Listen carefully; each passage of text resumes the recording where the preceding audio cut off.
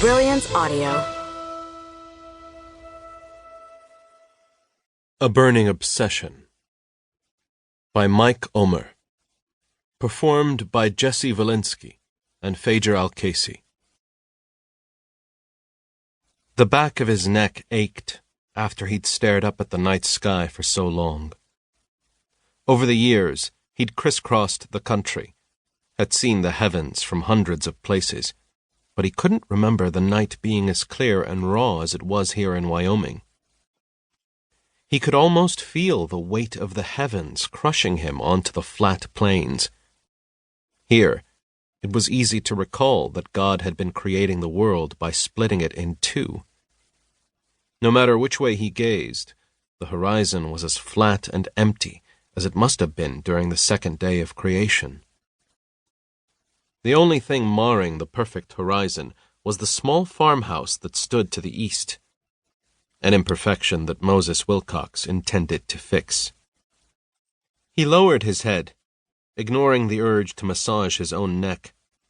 Small clouds of fog swirled as he breathed, the winter's night chill freezing him to the bones. But he ignored that too. His followers were watching in silence and awe. It was no time to show weakness. He let his gaze slide over their numerous faces, all waiting in anticipation for him to talk.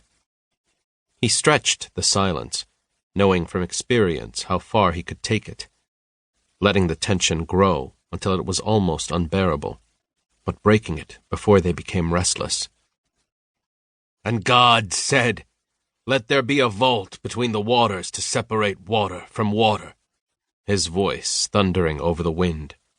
"So God made the vault and separated the water under the vault from the water above it. And it was so. God called the vault Sky." He raised his head again. The congregation followed his stare, their heads turning upward. He took a deep breath. "We came here but 18 days ago. When we arrived, we were hoping for a place we could finally rest at. A place where hard-working men and women would embrace us and would be open to hear the truth." He let his voice slowly drop until it could barely be heard, forcing his parishioners to lean closer, to hold their breath so they could hear him. "But it is not what we found." Heads shaking sadly. No, it was not what they'd found. Not at all.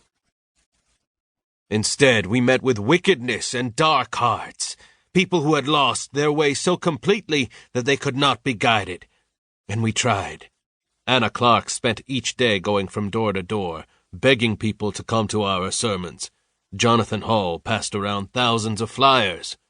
He eyed the people he named, watched them beaming with pride, knowing they would work twice as hard now, and that the others would work harder too, seeing how he praised those who pleased him. "Not all of us did our very best, but I'm sure they will strive to do better." His eyes landed on Benjamin and hovered there for a few seconds until he was sure the rebuke was clear. Benjamin lowered his head, and people around him shuffled slightly away.